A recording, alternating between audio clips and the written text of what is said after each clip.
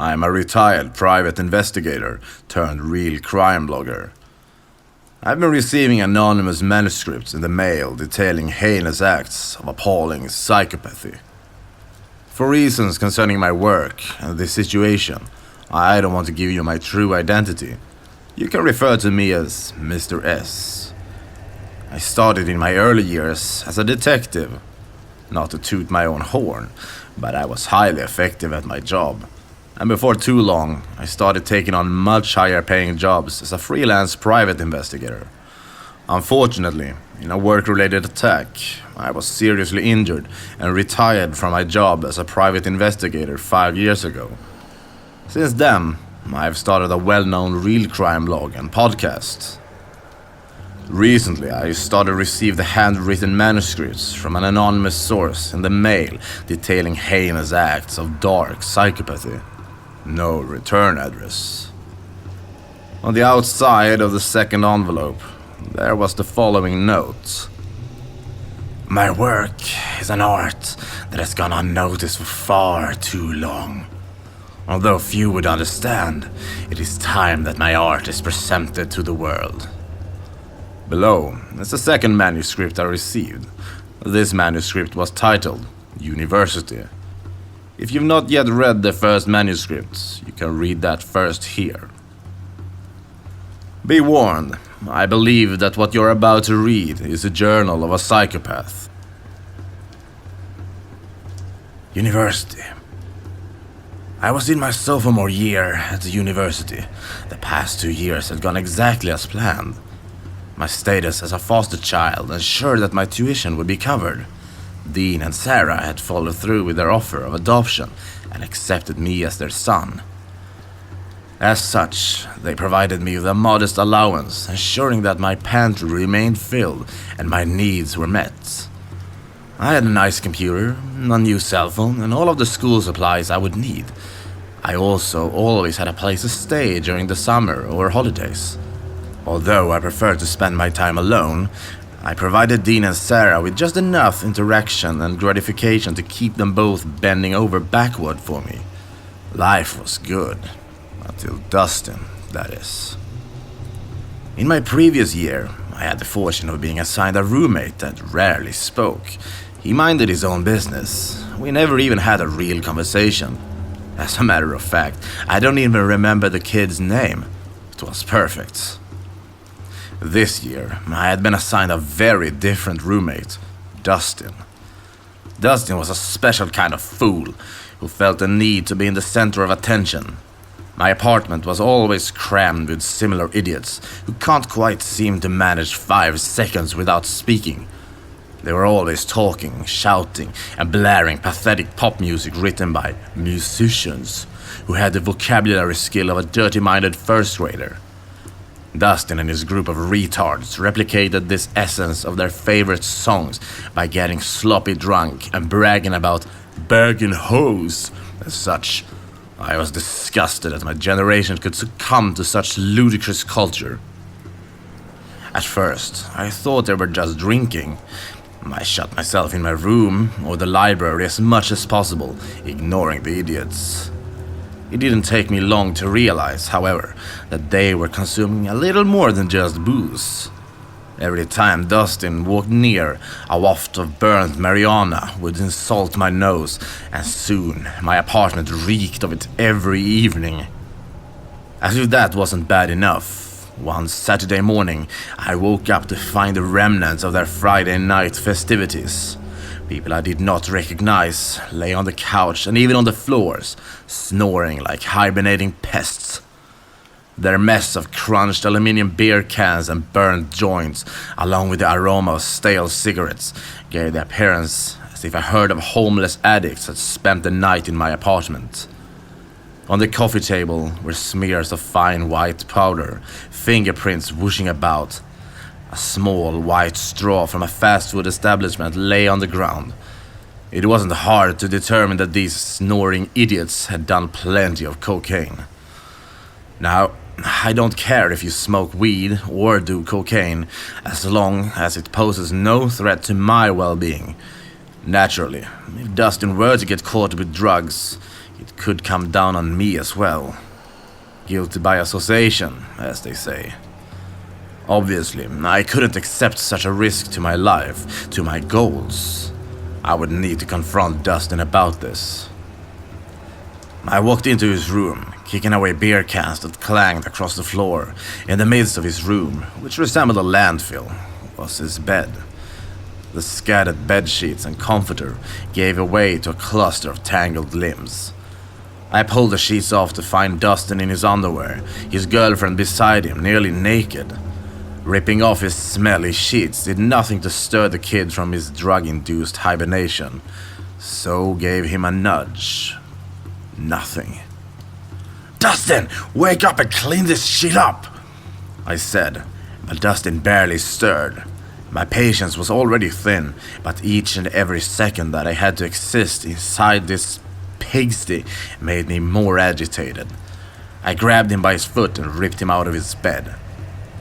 The first thing to hit the floor was his face, which practically bounced off the sheep grey carpet. "What the hell?" said Dustin, finally somewhat conscious. His hand clutched his head, in obvious pain from the hangover, only made worse from the hit to the head. His palms worked their way up to his eyes, and he rubbed them and tried opening his eyelids. "Get up, Dustin! Get these idiots out of my apartment and clean up your pigsty! If I wanted to live in a trailer park filled with trashy idiots, I would."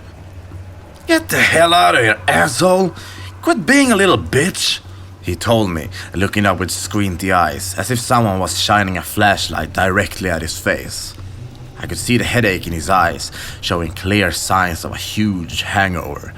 I knew how to handle a guy with a huge hangover. I headed to the kitchen. With a squeak, I opened one of the faded brown kitchen cabinets and grabbed the old, discolored pot and its matching frying pan. Holding them by their black plastic handles, I headed back into Dustin's room, where he was already back to snoring in his bed.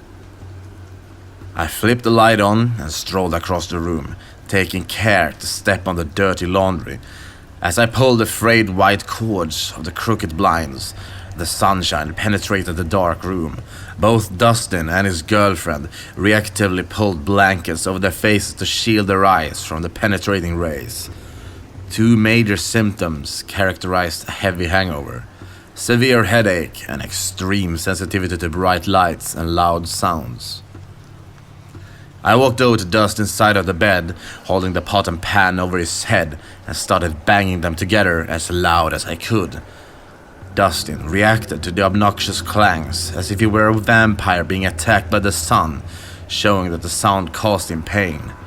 I found myself enjoying his reaction as I grabbed his head with both hands, as if that would do anything to subside the pain now pounding in his dehydrated and intoxicated brain.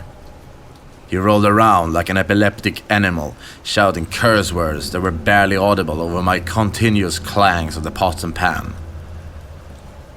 Finally, the sound and pain became too much. Dustin threw up the covers and jumped to his feet. He made one small stumble with his back foot, demonstrating that he was still drunk. He behaved like a wounded animal, with one goal: to make the pain stop. The inevitable physical violence now came from Dustin, as he threw a joke of a punch at me. I smacked his hand away with the pan. Dustin swore in pain as his knuckles collided with the metal, resulting in a dull clang. He didn't learn his lesson the first time, so he threw a second punch at me with the same results. This time, he lost his balance and fell over his drunk self, his face landing on his bleeding knuckles. I once again started clanging the pot and pan over his head, only angering him further. As he tried to scramble back to his feet, I kicked him with a push kick, knocking him backwards into his sheep black nightstand. Now, I knew Dustin was a wannabe gangster, but even with that, I did not expect what he did next. Dustin quickly rose back to his feet and opened the sliding drawer of his nightstand, from which he pulled out a compact-sized pistol and pointed it directly at my head. Needless to say, I stopped clanging the pot and pan immediately. Dustin stood there, his face bright red from anger and pain, holding the gun in his shaky hands with his finger on the trigger. There was no doubt in my mind that a kid as irresponsible as Dustin would keep a gun chambered, so I knew that a trigger pull would mean a bullet in my head. We stood there in silence for a moment as I stared at the silver circle of a barrel surrounded by the matte black slide. Dustin's expression softened some as he realized the gravity of the situation. A fool like him wouldn't be able to pull off a clean murder. I could see in his eyes that he understood that pulling the trigger would mean a life in prison. By now, everyone in the apartment was awake and aware of the situation. They stood awkwardly outside the bedroom door, not sure what to do now that the ringleader of their circus has pulled out a gun. Every part of me wanted to rip the gun from his hand and kill him right there and then. It's actually a fairly simple maneuver if you know what you're doing. I may have even been within my legal rights to do so, but I didn't need my name on that police record nor time spent in court. The last thing I wanted to do was bring any unnecessary attention to myself, particularly not with law enforcement. So I choose a more tactful way out. I am not okay with you bringing these drugs into my apartment, I told him, calmly but assertive, as to not stir an irrational reaction from the idiot with a gun. I don't care what you do with your own life, but it's not okay for you to risk my future. What are you gonna do? Go snitching to the police? He spat at me, still pointing the gun at my forehead. The answer was yes, I would go to the police if I needed to, but right now I needed to de-escalate the situation, not give him a reason to shoot me. No, I told him, remaining calm. As long as he keeps this drug out of my apartment, I'll never speak of this again. Well, guess what? You don't get to tell me what to do, bitch! If you go snitch me out, I'll make sure to tell them that you're part of this operation, Dustin said, gesturing with his gun in hand. I couldn't help to notice the way he had to act tough in front of his friends. It was almost comical to see that happening. Matter of fact, I already have drugs hidden somewhere in your stuff to make sure if I go down, you do too. I really didn't believe that Dustin had the intelligence, nor the foresight to hide drugs away, just in case, but I couldn't be certain. In the meantime, I had to let Dustin believe that he won. Alright, Dustin, I said, making sure to look scared. That's what he wants, to think that people fear him. I promise, I won't say a word. You win, Dustin. Good, he said, finally removing his finger from the trigger. Instead of lowering the gun, however, he hit me with it. I felt the cold, hard metal of the gun slam into my face, just to the side of my left eye. I fell to the ground, allowing Dustin to feel superior in the moment. It took everything I had to hide my anger and keep my scared expression on, but I managed. Next time I'll kill you, Dustin said, before telling me to get out. I retreated to my room, locking the door behind me. As I held a paper towel to my bleeding face, I couldn't help but smile in excitement. It had been far too long since I had legitimate reason, an excuse if you will, to feel that rush and enjoyment from 2 long years ago. Little did Dustin understand the war he had just started. I would never allow a simple-minded fool to risk my future with his drugs. He most definitely didn't understand that he could not win. I always win. I kept to myself, mostly in my room for the remainder of the weekend. It seemed that the events of Saturday morning had at least put the clowns off enough that they took their Saturday night substance drug circus elsewhere. Meanwhile, I thought back to that brief conversation with Dustin, and there was one particular statement that he had made that stood out. I'll make sure to tell them that you're part of this operation, is what he had told me. Operation was the word that gave it all away. This told me that he wasn't just an idiot on drugs. No, he was a dealer. While I admire entrepreneurship, no matter how stupid, I couldn't let his operation tarnish my future. I knew what I had to do. Monday morning, I left my apartment for class the normal time. Instead of going to class, however, I waited for Dustin to leave from a stone park bench across the road.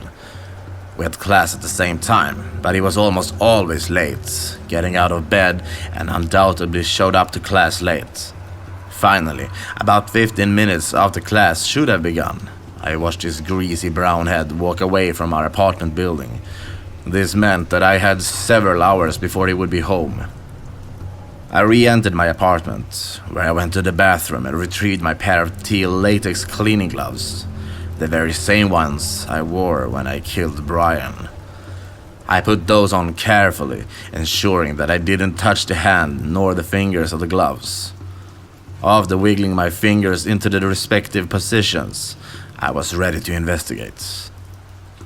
I slowly entered Dustin's room, careful not to accidentally move anything out of place. Not that it would have been noticed, Dustin was a pig. Stepping over a heap of dirty laundry, I made my way to his nightstand first. As I softly pulled on the faded gold knob, the squeaky drawer slid out, revealing the gun. At least he wasn't stupid enough to take it with him to classes, but I'd make him regret it nonetheless.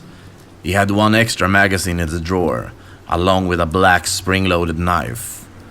Also in the drawer was a picture of him and his girlfriend.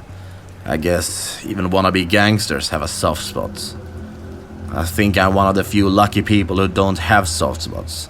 Soft spots are weak spots. Next, I made my way around his unkempt bed to the closet, which had one of the sliding doors already opened, revealing haphazardly hung clothing. I could see in the corner a stack of shoeboxes lay covered by a few jackets and hoodies in a feeble attempt to appear discreet. I knew that those boxes probably had what I was looking for. I carefully moved the smelly jackets out of the way, taking note of the exact order in which the jackets were placed.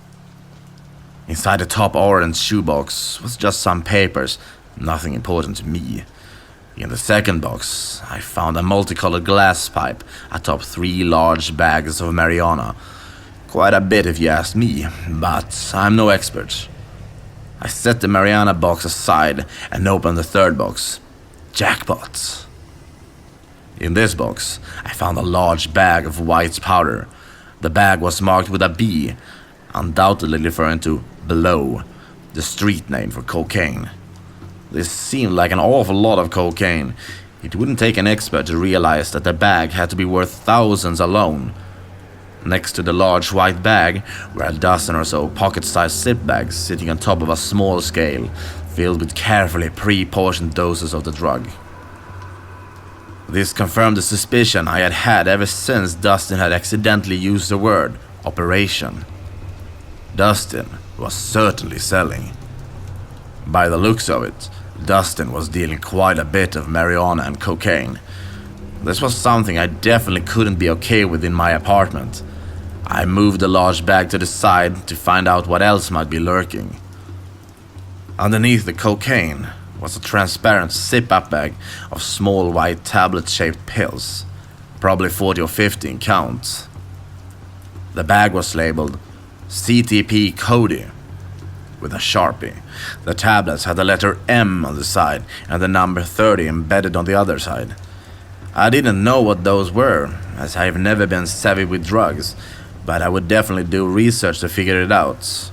For now, I had everything that I needed to make a tentative plan.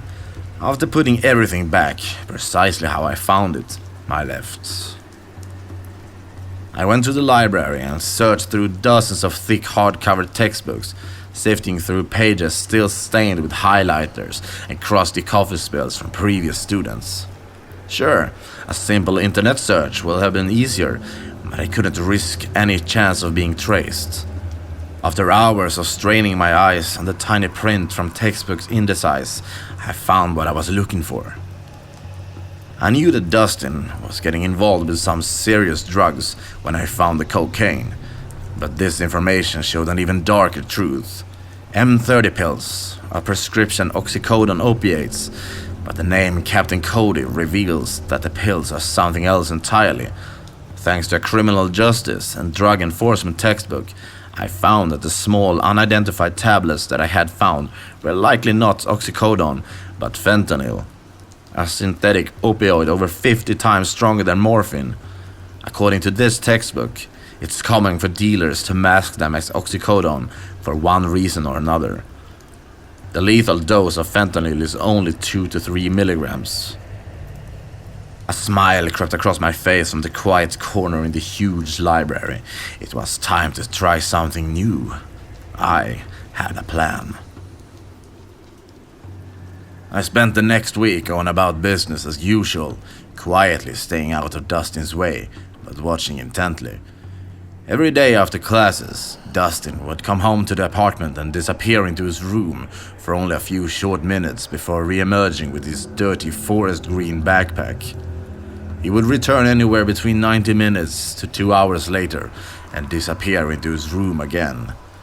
It wasn't hard to tell that this time frame was when Dustin was doing his deliveries. His weird girlfriend would now show up while he was gone. Apparently, he gave her a key. I wondered, though, if Dustin knew what she was sneaking into his stash. As soon as she got to the apartment, she would duck inside his room for a few minutes and come back out to get a soda. Almost every time, I noted a smear of white underneath her left nostril. Although she was cokehead, at least she was smart enough to use Dustin to get what she wanted. Wednesday night would be the night. The night to finally put my problems behind me. Again, I skipped out on my morning class. The class was humanities, the single most drab class one could take. Spend hours reading worthless poetry, then listen to some idiots try to sound sophisticated about it. I hated it, but I only needed a C to get credit. Instead, I waited for Dustin to leave. As soon as he had left for the day, I entered his room and went for the drug box. I was surprised to find just how much business the kid had been doing. The drug shoeboxes had been drained quite a bit, but the cash box was definitely more full. His operation was going successfully, but he was sloppy and would most definitely get caught if he were allowed to continue. I wasn't willing to be caught up in that. Sarah had given me a mortar and pestle before I moved out, and this was the first time that I would be using it. After covering my nose and mouth with a thick cloth, I dropped several of the pills into the thick granite bowl and used the sturdy stone pestle to crush them. The grinding sound wasn't pleasant. It reminded me of nails on a chalkboard, only less high-pitched. Still, I continued to crush and grind, adding a few pills at a time as the contents of the bowl slowly turned into a chalky powder. After about 20 minutes of consistent grinding, I felt as though I had the right amount. With gloved hands, I compared the consistency of the chalky fentanyl with that of the cocaine. The fentanyl was a bit thicker and more of an off-white comparatively, but I knew that if I mixed them well enough, it would go unnoticed. I removed the small, portioned bags of cocaine from the box. Carefully, I emptied the contents into a small cup where I mixed the cocaine with fentanyl, calculating about the correct amount of fentanyl for one lethal dose. After I was satisfied with the mix, I put the now laced cocaine back into each baggie. After mixing more fentanyl with the remaining large bag of cocaine, keeping to the same ratio, everything was ready to go. I put everything back into Dustin's closet and sanitized my gloves and equipment with bleach and dish soap. Now, all I had to do was wait. Dustin arrived back at the apartment on schedule, quickly ducking into his room and leaving 5 minutes later with his ugly backpack to go sell his drugs. Soon after, his girlfriend came in, as planned, and went into Dustin's room. I watched from the crack in my door as she emerged a few minutes later to retrieve a soda. She was smiling awkwardly and did a weird sort of twirl towards the sofa before plopping herself into a plump cushion. I watched her head would drop slightly and whip back upward as she tried to keep herself awake. The nods became more pronounced, and finally she laid her head back and closed her eyes, giving into the deep relaxation effect of the powerful opiates. I emerged from my room to analyze her condition. Her head lay back, with her mouth open and arms sprawled towards the side, as if she were to merge with the sofa. She was completely out. I poked at her a few times to make sure that she would not easily wake before positioning her in such a way to keep her airways open. I needed her to stay alive, unfortunately. I got the rest of my preparations ready quickly, but carefully, as I waited for Dustin's arrival. I paced the room while slightly snapping my fingers in a mixture of excitement and nervousness. I couldn't wait to execute the remainder of my plan, but I started to feel anxious about it.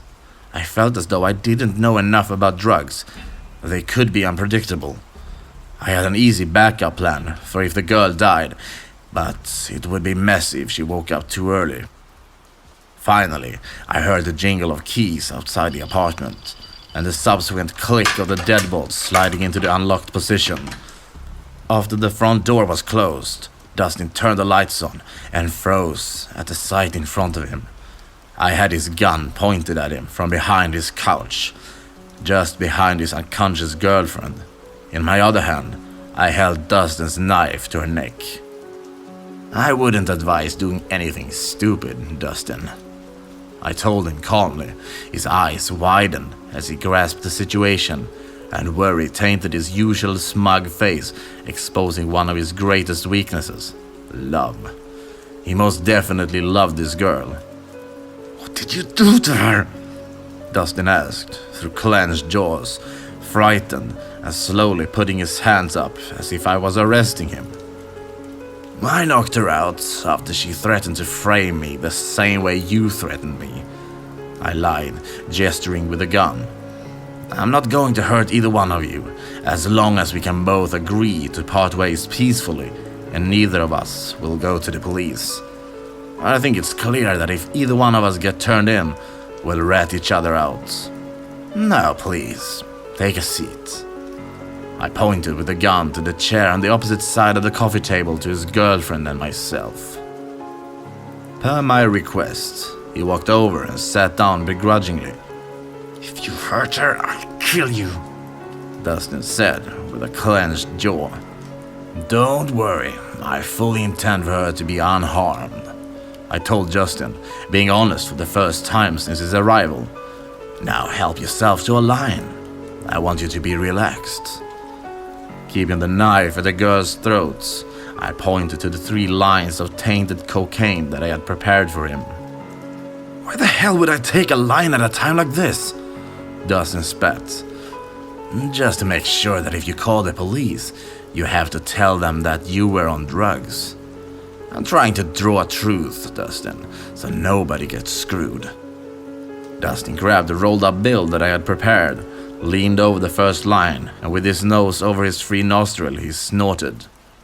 The white powder sucked through the dollar bill straw like a vacuum sucking up flour.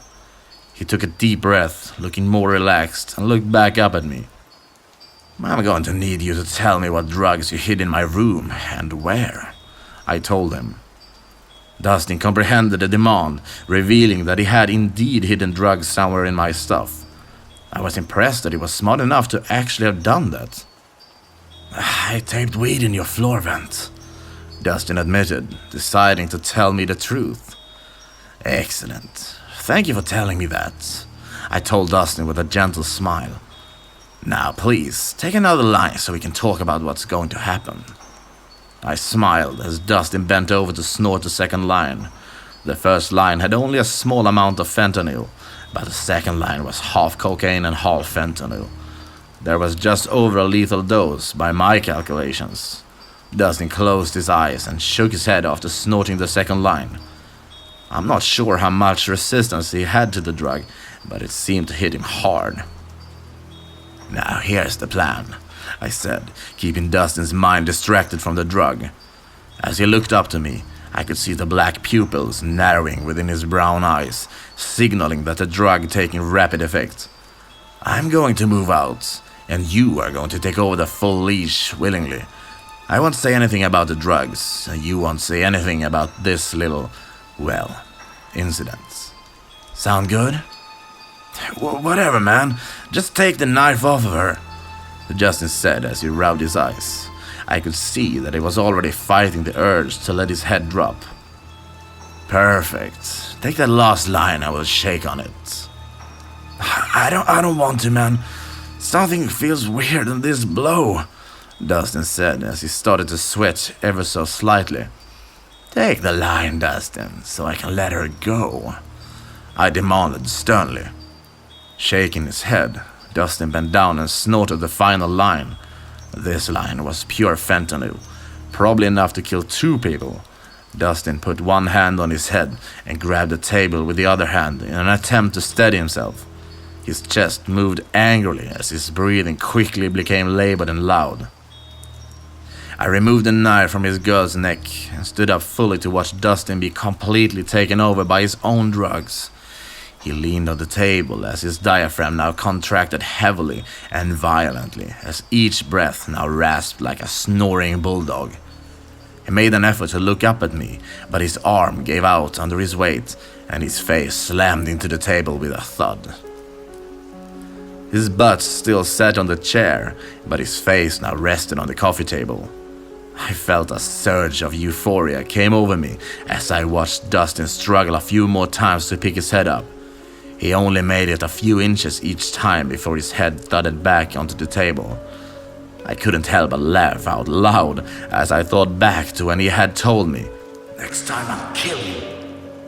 If only he knew just what type of person he had said that to.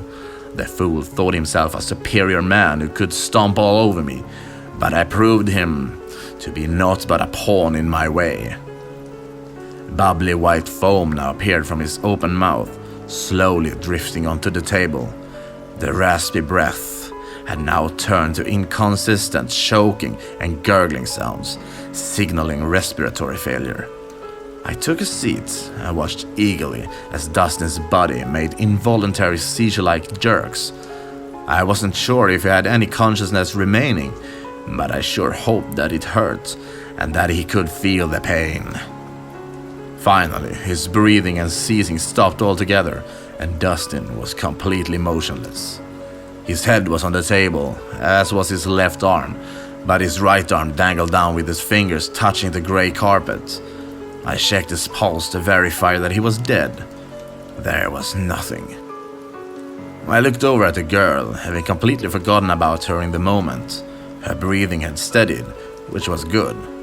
If she had died, I would have had to be the one to discover the bodies. I retrieved the marijuana that Dustin had placed in my floor vent and checked the rest of the vents just to be sure. After replacing the gun and knife in Dustin's former nightstand, I took off my latex cleaning gloves and sanitized them one more time to make sure that there would be no drug residue left.